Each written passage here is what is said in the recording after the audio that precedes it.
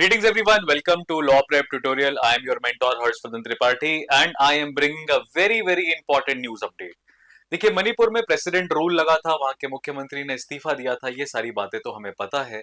लेकिन भारत में जो ये मणिपुर है, ये एक ऐसा राज्य है जहां पे सबसे ज्यादा बार प्रेसिडेंट रूल अभी तक लग चुका है। आप जैसा कि ये फोटोग्राफ में देख रहे हैं, this is a particular notice which is issued by the governor, right, Ajay Kumar Bhalla साहब। 20 फरवरी 2025 को इन्होंने ये नोटिस इशू किया था और इसमें बोला था कि कुकी और मिति कम्युनिटी के किसी भी आर्म्ड ग्रुप ने या कोई भी कम्युनिटी जो मणिपुर में है जिसने सरकारी वेपन्स को लूटा है, सरकारी एम्युनिशन को लूटा है, वो सारे सरेंडर कर दें। 6000 से ज्यादा सरकारी वेपन मणिपुर में लूटे गए हैं और गवर्नर ने वार्निंग दी थी कि भाई एक हफ्ते के अंदर अंदर सब सरेंडर कर दो, कोई सजा नहीं दोगी। लेकिन अगर उसके बाद तुमने सरेंडर किया तो तुम्हारे खिलाफ सख्त से सख्त कार्रवाई की जाएगी। उसका रिजल्ट हमारे सामने यही आया है कि इस पर्टिकुलर एरिया में, मणिपुर में, जहां भी जिस भी कैपेसिटी में लोग आ पाए हैं, लोगों ने अपने आर्म सरेंडर किए हैं।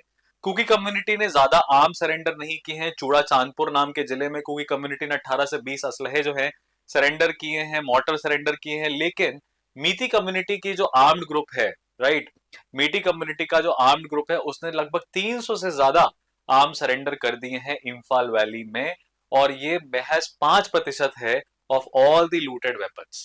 तो ये एक इम्पैक्ट है। और कुकी और मीती कम्युनिटी में अप्रोच को लेके भी डिवीजन नजर आ रहा है। कुकी कह रहे हैं कि मीती कम्युनिटी वाले सिंपैथी लेने की कोशिश कर रहे हैं। अब क्लैट के पॉइंट ऑफ व्यू से आपको दिमाग में रखना है कि अगर हम 1643 किलोमीटर का बाउंड्री देखते हैं तो सीक्वेंस में it's Arunachal Pradesh, Nagaland, Manipur and Mizoram. These are the 4 states that are situated near the boundary. अगर आप इंडिया और म्यांमार के बीच की बाउंड्री की बात करें तो ये देखिए इस तरह की फेंसिंग है। लेकिन ये फेंसिंग पूरे बॉर्डर में across all the border region नहीं है। और इस पर्टिकुलर फेंसिंग को, right, which is right now guarded by Assam Rifles, ये पूरी फेंसिंग अक्रॉस 1643 किलोमीटर्स में करनी है। तो यहाँ पे आप देख सकते हैं कुछ और भी बॉडीज हैं, जैसे नागालैंड की यूनाइटेड नागालैंड काउंसिल है जिसने इंडिया म्यांमार के बॉर्डर की फेंसिंग को करने से मना किया और 2017 से ये इस बात का विरोध कर रहे हैं। और नागा ग्रुप्स को अपोज करने वाली जो भी वहां पे पॉलिटिकल यूनिट्स हैं, जो भी लोकल बॉडीज हैं या लोकल ऑर्गेनाइजेशंस हैं, वो ये कह रही हैं कि इस पर्टिकुलर यूनाइटेड नागा काउंसिल को अनलॉफुल ऑर्गेनाइजेशन घोषित किया जाए। तो इसका मतलब ये है कि जब बाउंड्री करने की बात आती है, जब इंडिया म्यांमार के बाउंड्री को फिक्स करने की बात आती है, तो ये जो ग्रुपिंग्स हैं ये फिक्स, ये एक मत नहीं है, एक ओपिनियन पे नहीं है। लगातार नेशनल हाईवे 2 जो कि मणिपुर की लाइफलाइन एक तरीके से बोला जाता है, उस पर ब्लॉकेट करते हैं। कुकी ने किया है, कभी मैती ने किया है, कभी नागाज ने किया है, कभी मीजो ट्राइब ने किया है, कभी जो ट्राइब ने किया है। इस तरीके से ये जो कॉन्फ्लिक्ट है, ये ब्रॉडर कॉन्फ्लिक्ट बढ़ती चली जा रही है। It's not only about how the tribals want to represent, it's also about the security and integrity of the nation, for which the fencing of the border is very much important. But yeah, they are not allowing the border, they are not allowing the border forces to fence that. तो अभी मोरे जो जिला है जहां से आपको पता है कि कॉन्फ्लिक्ट काफी ज्यादा इंक्रीज हुआ था, तो वहां पे फेंसिंग कंप्लीट हो चुकी है। 1643 किलोमीटर में टोटल 31,000 करोड़ सरकार के लगेंगे अगर हमें इस पर्टिकुलर बॉर्डर को रेगुलेट करना है या फिक्स करना है। मणिपुर में ओनली 398 किलोमीटर है इंटरनेशनल बॉर्डर विद म्यांमार का। गवर्नमेंट सोर्सेज रिवील करते हैं कि अभी तक सिर्फ 10 किलोमीटर इंटरनेशनल बॉर्डर जो है वो मोरे मणिपुर में फेंस हुआ है, बाकी सब अभी अनफेंस्ड है। गवर्नमेंट ने ये भी हाईलाइट किया है कि इलीगल इन्फ्लक्स ऑफ पीपल जो है म्यांमार की तरफ से लगातार होता रहता है, बिकॉज ये ट्राइबल ग्रुपिंग्स हैं और ये ट्राइबल फैमिलीज हैं, तो ये मूवमेंट करती रहती है। और इसी कारण की वजह से नागा काउंसिल का भी यही कहना है कि हमारे परिवार वाले लोग रहते हैं, अगर आप इंटरनेशनल बॉर्डर बना दोगे तो मेरा जो घर है, मेरी जो फैमिली है, जो मेरा ट्राइबल ग्रुप है, वो दो हिस्सों में टूट जाएगा, जो अनजस्टिफाइड है। और उनका ये कहना है कि सरकार अगर फेंसिंग करना भी चाहती है तो एक बार हमसे बात कर ले। अब कोई टेरिटरी अगर म्यांमार के अंदर आती है, म्यांमार की सरकार को पता है कि ये टेरिटरी मेरी है, पर नागा, भारत देश के जो नागा है वो ये कह रहे हैं कि ये टेरिटरी उनकी है, और नागा जो है वो भारत का हिस्सा अपना बनना चाहते हैं। तो अब सोचिए भारत सरकार के लिए कितना मुश्किल हो जाएगा कि म्यांमार की सरकार को कन्विंस करो कि ये एरिया भाई हमें दे दो, ये नागा का ग्रुप हम अंदर लेना चाहते हैं। तो इस वजह से ये इंटरनेशनल क्राइसिस भी बन सकती है। जैसा कि मैंने आपको बताया था कि ये नेशनल हाईवे 2 ब्लॉक करते रहते हैं, तो लोगों को आमतौर पर 27 मई 2023 को एक पेट्रोल पंप के बाहर ये आपको भीड़ दिखाई देगी नेशनल हाईवे 2 के अक्रॉस। तो इस तरह की चीजें लगातार मणिपुर में होती रहती हैं और यहाँ के लोगों को काफी ज्यादा आदत हो चुकी है। लेकिन हाल फिलहाल राष्ट्रपति शासन लग जाने के बाद जो सिचुएशन है वो काफी अंडर कंट्रोल है। इसीलिए कुछ कंसर्न्स अदर देन मणिपुर के बारे में भी बात कर लेते हैं कि इंडिया म्यांमार के फेंसिंग में क्या है। तो इंडिया म्यांमार की फेंसिंग में पहली तो मैंने आपको बता दी, फेंसिंग कराने के लिए लोकल कम्युनिटीज को कन्विंस करना बहुत मुश्किल है। दूसरा, नागालैंड की अगर हम बात करें तो नागालैंड की जो गवर्नमेंट है उसने इंडियन गवर्नमेंट को ये बोला है कि देखिए, आप जो फ्री मूवमेंट रेजिम आपने एग्जिस्टेंस कराया था, फ्री मूवमेंट रेजिम बनाया था 2022 में, जिसमें गृह मंत्रालय ने बोला था कि भारत हो चाहे म्यांमार के वासी हो, सिटीजन्स हो, वो बेसिकली इस कंट्री पर्टिकुलर स्टेट के अंदर 16 किलोमीटर तक अंदर एंटर कर सकते हैं। लेकिन उस चीज को बाद में बिना पासपोर्ट और बिना वीजा के कुछ एक हफ्ते के लिए रह सकते हैं, फिर उनको वापस जाना पड़ेगा। लेकिन इलीगल इन्फ्लक्स की वजह से जो म्यांमार में कॉन्फ्लिक्ट चल रहा है उसकी वजह से काफी संख्या में लोग जान बचाते हुए भारत देश आ जाते हैं, मणिपुर में एंटर कर जाते हैं, पर वापस नहीं जाते। Manipur, Nagaland, Mizoram, across all states यही पूरा क्राइटेरिया चल रहा है। तो असम, नागालैंड की सरकार ने बोला कि सर देखिए, आप फ्री मूवमेंट रेजिम को बंद मत करिए, लेकिन प्रोटेक्टेड एरिया परमिट अलाउ कर दीजिए, यानी कि नॉन रेसिडेंट जो उस एरिया का है वो टूरिज्म पर्पसेस के लिए बिना परमिशन लिए नहीं आ सकता। राइट। तो जो 4 नॉर्थ ईस्टर्न स्टेट्स हैं, अरुणाचल प्रदेश जिसका 520 किलोमीटर है मणिपुर के साथ, म्यांमार के साथ, मणिपुर का 398 किलोमीटर है, नागालैंड का 215 और मिजोरम का 510। अगर आपसे पूछा जाए कि कौन सा वो नॉर्थ ईस्टर्न स्टेट है जिसकी सबसे लंबी बाउंड्री है म्यांमार के साथ, तो आप आंसर करेंगे अरुणाचल प्रदेश, दूसरे पे मिजोरम, तीसरे पे मणिपुर और चौथे पे नागालैंड। तो नागालैंड की कैबिनेट की जो मीटिंग हुई, चीफ मिनिस्टर नेफ्यू रियो ने 6 जनवरी 2025 को बोला मिनिस्ट्री ऑफ होम अफेयर्स को कि प्लीज आप प्रोटेक्टेड एरिया परमिट को दोबारा रिन्यू करिए, ताकि एटलीस्ट टूरिज्म जो है वो प्रमोट हो सके। लेकिन ये सिचुएशन कंट्रोल में भारत सरकार नहीं कर पाई और भारत सरकार ने पूरी तरीके से यहाँ पे फ्री मूवमेंट रेजिम को क्या कर दिया, सस्पेंड कर दिया है। यूनियन होम मिनिस्ट्री ने पूरा का पूरा प्रोटेक्टेड एरिया रेजिम जो है मणिपुर, नागालैंड और मिजोरम, इन तीनों राज्यों में लगा दिया है। और पूरा स्टेट जो है, मतलब पूरा जो एरिया है वो प्रोटेक्टेड एरिया परमिट के अंदर है, यानी आपको परमिशन लेनी पड़ेगी।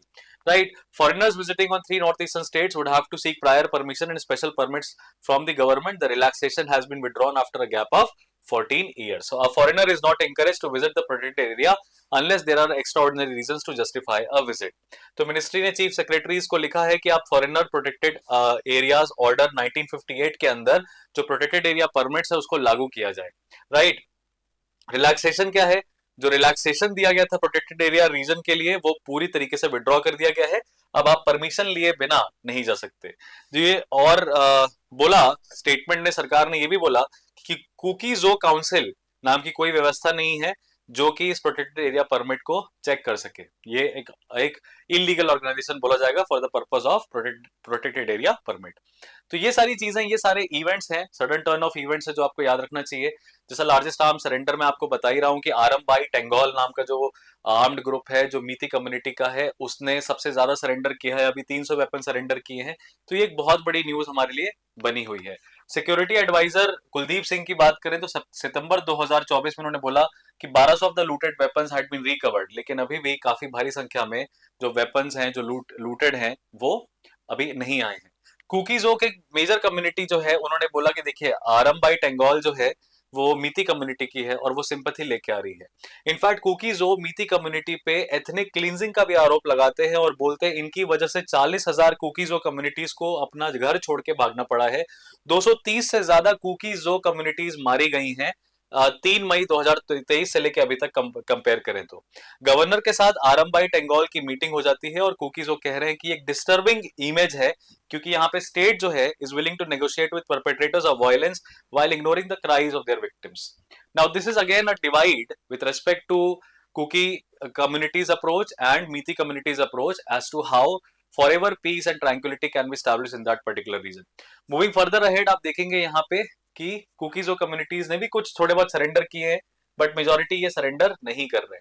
अच्छा, सस्पेंशन ऑफ ऑपरेशन एग्रीमेंट हुआ था सरकार का 25 कुकी ग्रुप्स के साथ कि आप सब तरीके से अपने हथियार सरेंडर कर दीजिए, ऑपरेशन सस्पेंड कर दीजिए, हम आपको किल नहीं करेंगे, हम आपको अरेस्ट नहीं करेंगे, कुछ नहीं करेंगे। तो उसमें से 3-4 जो आर्म्ड ग्रुप्स हैं कुकी कम्युनिटी के, गवर्नमेंट ने अपना सस्पेंशन ऑफ ऑपरेशंस वाला एग्रीमेंट 2008 में साइन किया था। 3-4 आर्म्ड ग्रुप्स के साथ सरेंडर खत्म कर दिया वो एग्रीमेंट और बोला कि इनको ढूंढो, इनको पकड़ो और इनको जेल में डालो। ठीक है, तो ethnic violence cookies of people के बीच में हो चुका है 3 मई 2023 से लेके, और सस्पेंशन ऑफ ऑपरेशन एग्रीमेंट्स को भी एक एक करके जो जो भी आर्म्ड ग्रुप सरकार के साथ कोऑपरेट नहीं करेगा उसके साथ किसी भी तरह का सहमति समझौता सरकार, भारत सरकार नहीं करेगी। राष्ट्रपति शासन आ जाने के बाद तो और मुश्किल हो जाता है। अब जैसा कि आपको पता है कि राष्ट्रपति शासन जो है वो किस आर्टिकल के अंदर लगाया गया है, तो 356 के अंदर लगाया गया है। तो वो ये सारे फैक्ट्स हैं जो आपको यहाँ पे स्क्रीन पे दिखाई देंगे। आप एक बार इनको रीड करिए, इनको समझिए, और क्या होता है आर्टिकल 356 का इफेक्ट उसको भी फिगर आउट करिए। यहाँ से आपको बहुत ज्यादा हेल्प मिलेगी, और यही सारे एरियाज हैं पॉसिबल क्वेश्चंस। यहाँ पे मैंने आपको डेट्स लिखी हैं कि प्रेसिडेंट रूल कब इम्पोज हुआ, गवर्नर अजय कुमार भल्ला ने कब वार्निंग दी, पहली जो वायलेंस हुई वो किस तारीख को हुई, ये सारे इन्फॉर्मेशन यहाँ पे हैं। चीफ मिनिस्टर ने किस डेट को रिजाइन किया, तो ये सारी डेट्स और आर्टिकल 356 का क्या इंपैक्ट होता है, इन चीजों को आप पढ़ सकते हैं और एग्जामिनेशन पॉइंट ऑफ व्यू से इसको नोट डाउन भी कर सकते हैं। ये बहुत ही शॉर्ट टाइम में मैंने पूरा इशू समझाने की कोशिश करी है। कुकी और जो और मीति कम्युनिटी में क्या कॉन्फ्लिक्ट है, तो बस एक शेड्यूल्ड कास्ट का कॉन्फ्लिक्ट है, शेड्यूल्ड ट्राइब का कॉन्फ्लिक्ट है, यानी कि वो बेसिकली अपने आप को एक रिजर्व कम्युनिटी की तरह दिखाना चाहते हैं। और क्योंकि ट्राइबल एरिया है, क्योंकि ये नॉर्थ ईस्टर्न का रीजन है, तो आपको पता है कि नॉन ट्राइबल पर्सन, अगर कोई ट्राइबल घोषित हो जाती है उस पर्टिकुलर रीजन की, तो उसकी जमीन जो है वो नॉन ट्राइबल पर्सन नहीं खरीद सकता। तो इस जगह पे कुकी कम्युनिटी को ट्राइबल माना जाता है और मिति कम्युनिटी को नहीं माना जाता है। एंड ये कॉन्फ्लिक्ट बेसिकली कॉन्स्टिट्यूशनल कॉन्फ्लिक्ट है, कॉन्स्टिट्यूशनल गैप है, जिसके लिए ये कॉन्फ्लिक्ट लगातार चल रही है। एंड कहीं ना कहीं एक जो हाई कोर्ट का ऑर्डर है, जहां पे हाई कोर्ट ने ऑर्डर कर दिया था कि मिति community should also be considered for the very same reservation purposes and everything, that actually created the conflict in May 2023. So I'm not going into the depths of the matter because again it's a very short video on current affairs, so I'm not going into the details and nitty-gritties of this information, but you got to prepare this topic completely because पिछले 2 हफ्ते से लगातार newspaper में हर तरीके से national news के point of view से ये टॉपिक बहुत बहुत ज्यादा संवेदनशील भी है और इम्पोर्टेंट भी है। प्लीज इसको प्रिपेयर कर लीजिएगा। Well, this was Harshvardhan Tripathi signing off from this particular session. I see you guys in the next.